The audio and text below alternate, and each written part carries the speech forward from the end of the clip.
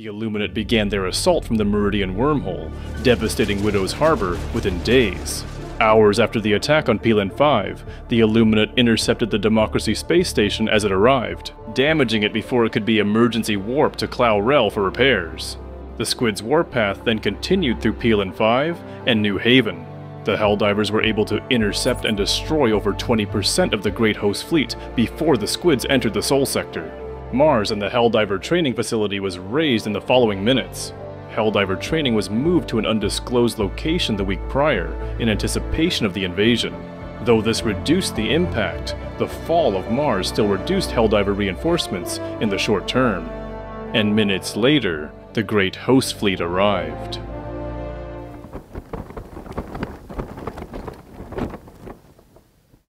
The Illuminate's autocratic intentions were clear: the total destruction of Super Earth.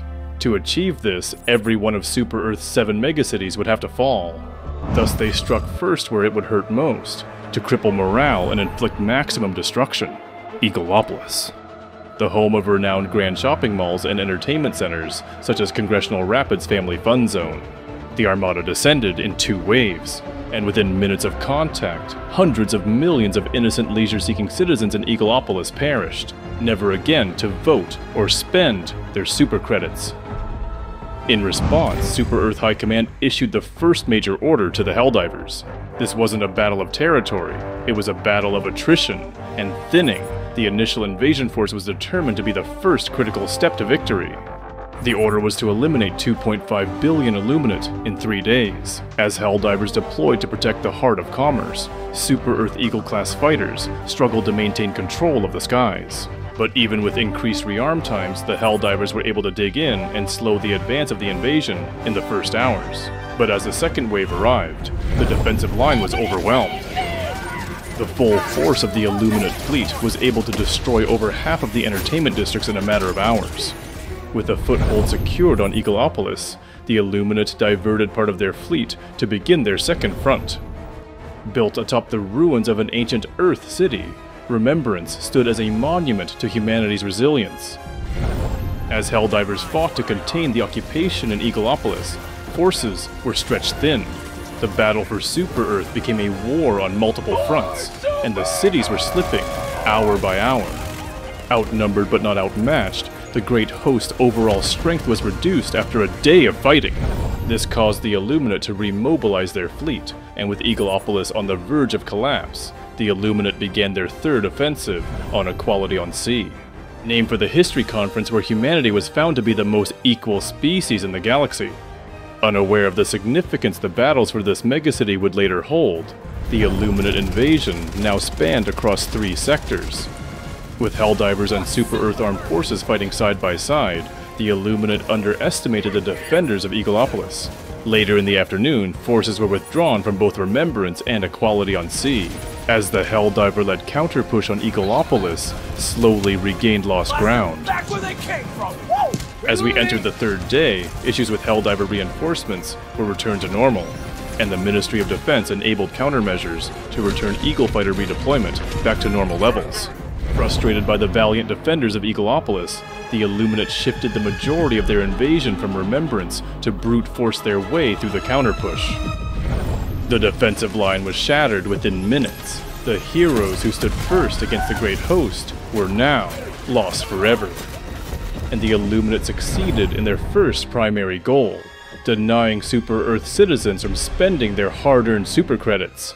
Just days earlier, Congressional Rapids had unveiled Hellpod Plunge, a towering waterslide designed to simulate a Helldiver orbital drop. The ride is now buried beneath the crater where the Family Fun Zone once stood. Within minutes, Illuminate overships returned to Remembrance to resume the offensive. However, although Eagleopolis fell, stories of the heroic last stand spread quickly. The Ministry of Defense authorized the stalwart to all Helldivers. And through the rest of the 3rd day, the fleet-wide distribution of the LMG allowed the defensive efforts on both Equality on Sea and Remembrance to push the Illuminate back, avenging our fallen comrades. This effort raised the Illuminate casualties to 2.5 billion with 43 minutes to spare on the major order. The Helldivers were successful in thinning the Illuminate fleet, and the 2.5 billion Illuminate killed has resulted in an approximate 10% reduction in their fleet strength.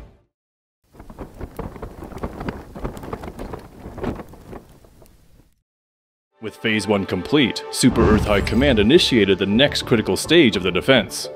The Illuminate fleet has been reduced to 49%, nearly 1/3 of their invasion force wiped out in just 3 days. But this battle was far from over. The remaining megacities must be protected at all costs. Once a megacity falls, it cannot be reclaimed. The Helldivers are now tasked with a new objective: execute a sustained campaign of successful operations to defend our megacities, and most importantly, return. 20 million successful mission extractions in 4 days. It's a battle of attrition, and every survivor matters. But the Illuminate were also planning their next move. Despite simultaneous offensives on Remembrance and Equality on Sea, the Illuminate advance had stalled. And notably, the massive fleet that crushed Eagleopolis never reinforced either front. For a moment, it looked like momentum had shifted, but the Illuminate hadn't stopped. They allowed time for the Helldivers to spread out. Then, with calculated precision, the same fleet that leveled Eagleopolis reappeared. This time, at Administrative Center 2. The Illuminate's second objective was clear: cripple logistics and disrupt processing of critical C1 forms. Their priorities were unmistakable. First, eliminate capitalism. Second, eliminate procreation. Although Helldivers redeployed as quickly as possible, this ambush would cascade into catastrophic losses. In less than 12 hours, half of Administrative Center 2 lay in ruins. Helldivers fought with trademark efficiency, but numbers alone weren't enough. With forces stretched thin, the unthinkable happened. The stalemates on Remembrance and Equality on Sea collapsed. Ground was lost on 3 fronts simultaneously. In response to the collapse, the shield generator relay was authorized to augment all Helldiver loadouts by Super Earth High Command. And just as the Illuminate had planned, it took only 32 hours to destroy Administrative Center 2. The hallowed center of our federal bureaucracy burned to the ground. The fall of Administrative Center 2 triggered widespread logistical disruption. Pelican extraction times increased by 30 seconds across the planet. Just 15 minutes later, their advance claimed a 3rd megacity. Remembrance, the towering monument to mankind's perseverance, was now under full Illuminate occupation. Planet-wide defense networks collapsed, forcing recalibrations and reduced frequency of orbital strikes. But the fall of Remembrance triggered a failsafe: the first Super Defense Protocol, Sapphire. The Super Defense Protocols are high-cost, last resort measures, authorized only when democracy itself is on the brink. Sapphire called for immediate planetary-scale deforestation. Within hours, every remaining rainforest on Super Earth was repurposed, clear-cut, flattened, and converted into high-capacity eagle landing strips. Now united on a single front, the tide began to turn. With eagle support surging overhead, vengeance rained from the skies. The Great Wall of Democracy stood unbroken. Helldivers, side by side with the Super Earth Armed Forces, launched a relentless counteroffensive. In just 8 hours, over 45% of the megacity was reclaimed. Duty, loyalty, obedience, every inch fought for, every meter paid in blood and patriotism. After 2 days, despite the losses, Helldiver efficiency was still on target.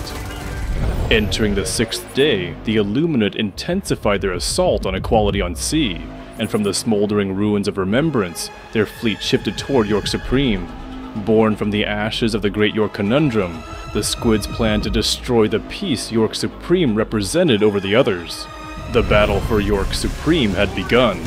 The Squids carved a foothold into York Supreme, threatening to shatter the unity it stood for. But as super destroyers deployed to the defense, the Helldivers rallied our forces. The tide turned quickly. York Supreme pushed back. Yet elsewhere, the front began to falter. The surge in fleet presence at Equality on Sea broke through the lines, dragging control back down to a brutal deadlock. The Illuminate shifted once more. They pulled back from York Supreme and Equality on Sea, only to open a 3rd front at Port Mercy. The sanctuary of the last Great War had sheltered millions of loyal refugees, a symbol of Super Earth's compassion and resolve. At this point, their strategy was clear: destroy every megacity but the capital, then gather their full strength for a final assault on Prosperity City. In response, Super Earth High Command issued a second simultaneous major order. The Democracy space station over Clow-Rel, damaged while intercepting the Great Host, was nearly operational, but repairs required materials from scrapping 20 million automatons. Roughly 20% of Helldiver superdestroyers were rerouted to the automaton front. With reinforcements stretched thin, the priority now was to hold at all costs until the DSS could be repaired. With fewer Helldivers reinforcing Super Earth, mission completions dropped.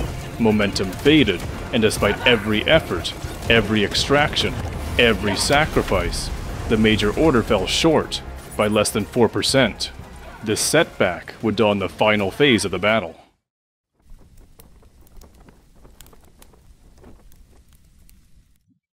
The major order had failed. As a result, no further losses were dealt to the Great Host fleet. But even so, the full campaign of Phase 2 had reduced their total fleet strength by over 25%. In response, Super Earth High Command issued one final directive: hold Super Earth at all costs. The only path to victory is to bleed the Great Host dry. Taking advantage of our reduced numbers, the Illuminate struck first. With defenses thinned, they refocused on York Supreme, and by the start of Day 8, its defenses had been shattered. With momentum on their side, the Squids balanced their fleet across all three remaining fronts. Their aim: the simultaneous collapse of all three megacities, while preparing for their final assault on Prosperity City. Helldivers worked tirelessly to scrap every automaton, but the situation on Super Earth continued to deteriorate. By the start of Day 9, despite deployed countermeasures to stabilize orbital stratagem cooldowns, Port Mercy had fallen. The longtime refuge of Class A citizens, now a fortified Illuminate stronghold. The consequences were severe. The Super Earth defense grid began to fail, causing Helldiver ammunition and stims to be reduced by 50%. But the fall of a fourth megacity triggered Super Defense Protocol, Diamond. All collateral damage mitigation procedures have been revoked. Every Helldiver loadout on Super Earth was augmented with the Orbital Napalm Barrage. And yet, through all of this, something was happening on Equality on Sea. Against all odds, Helldivers and Super Earth armed forces held the line, pushing the Illuminate back, disrupting their advance, and foiling their timetable for a full-scale assault on Prosperity City. Sensing their plan unraveling, the Illuminate reacted. Overships from Port Mercy redirected to reinforce Equality on Sea. Within the next 3 hours, York Supreme fell. The defenses could not recover from the previous day's assault. And with that, the fifth megacity was lost. The last and greatest of the Yorks was no more. The fall marked a chilling shift. Helldiver reinforcements were cut in half, as strain mounted across all remaining reserves. 90 million Helldivers had now perished, defending the heart of democracy. But this loss triggered Super Defense Protocol, Ruby. The FRV was authorized for all Helldiver loadouts, emptying Super Destroyer high-cost reserves. No cost can be spared, only 2 megacities remained. Their assault on Equality on Sea intensified, as preparations began for a focused siege on Prosperity City.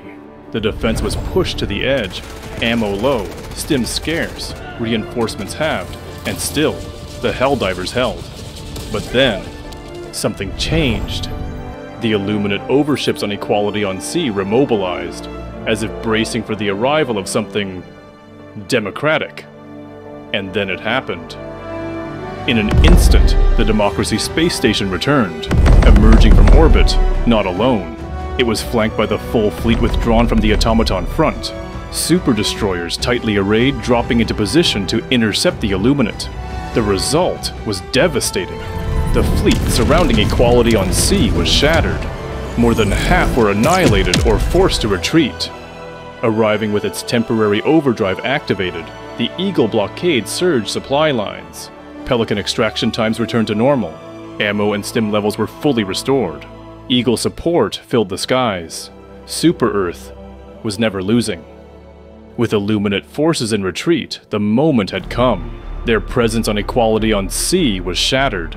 Helldivers, now backed by the Democracy space station, united on a single front. Supported by the Eagle blockade and armed with the combined might of 3 active super defense protocols, the counter-offensive began, and the Illuminate suffered. Scrambling to respond, they redirected over half of their remaining fleet back to equality on sea, only to throw their forces into the fire. What followed was not a battle, it was a slaughter. Eagle strikes, orbital napalm, and relentless Helldiver assaults tore through Illuminate formations. By the end of the day, nearly the entire megacity had been reclaimed. As we entered Day 10, the Illuminate were out of time. Their goal of first seizing equality on sea was abandoned. The former Great Host was depleting rapidly.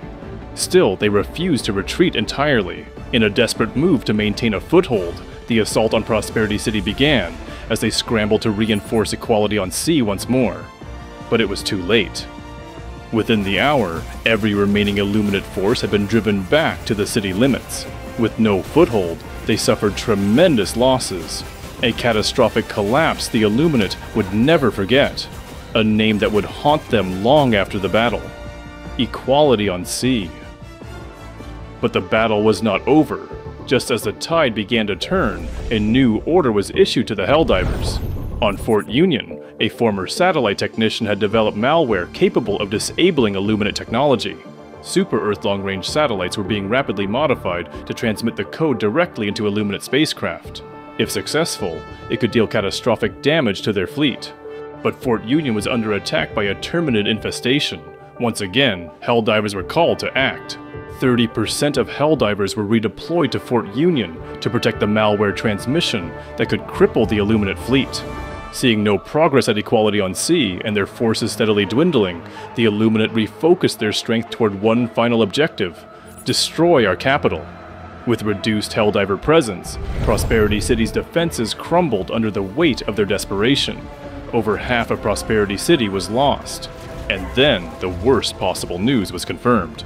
The president of Super Earth had been killed in action, falling in the line of duty, defending the presidential security bunker armed with nothing but a pistol against wave after wave of Illuminate attackers. With his passing, presidential authority was transferred to the Ministry of Defense. But hours later on Fort Union, Helldivers successfully contained the outbreak of the Predator strain, and within minutes, the malware was uploaded. An estimated 5% of their fleet was lost, leaving less than 4% remaining. The Great Host was fractured, systems crippled, their final tentacles were severed. The Helldivers pressed forward, relentless, unyielding, unstoppable. And as the 10th day drew to a close, the last Illuminate ships turned away, not to regroup, but to retreat. The battle was over. Their 100-year plan undone in 10 days. Their final assault broken by the will of those they thought they could subdue. Super Earth still stands. The price was enormous, but the flame of democracy never went out, and peace on Super Earth was restored, thanks to the Helldivers. Throughout the 10 days, 105 million Helldivers gave their lives in the name of managed democracy, but in return, over 7 billion Illumina casualties were recorded. 5 megacities lie in ashes. Superstone Park is no more. The scars of war run deep, but our proud capital, beacon of progress, productivity, and patriotism still stands. Equality on sea and the Great Wall of Democracy, a permanent scar in the memories of the Illuminate who fled, still stand tall. Later that day, on day 11, a new president of Super Earth was sworn in, after a landslide victory in a managed election.